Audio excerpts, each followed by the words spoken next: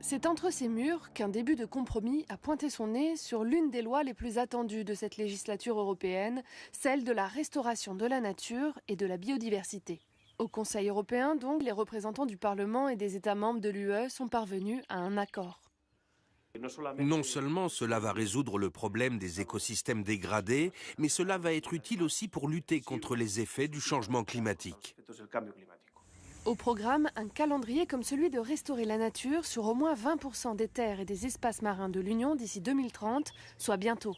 Et la nouvelle a soulagé les organisations écologistes. Nous nous réjouissons que le compromis protège des écosystèmes clés comme l'eau douce et l'eau marine, les plaines inondables, qui pourraient nous aider à lutter contre les inondations, à accroître notre résilience globale aux vagues de chaleur, aux sécheresses, aux incendies de forêt.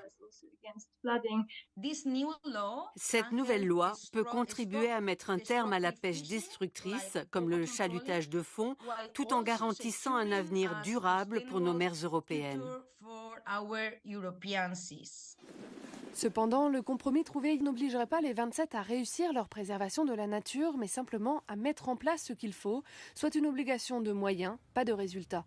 Et si la sécurité alimentaire venait à être vraiment menacée, cette loi pourrait toutefois être suspendue, chose qui a rassuré les défenseurs des agriculteurs, en premier lieu la droite européenne.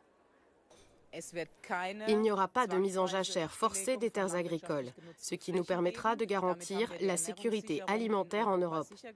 Aucun agriculteur ne sera contraint de réhumidifier des tourbières asséchées.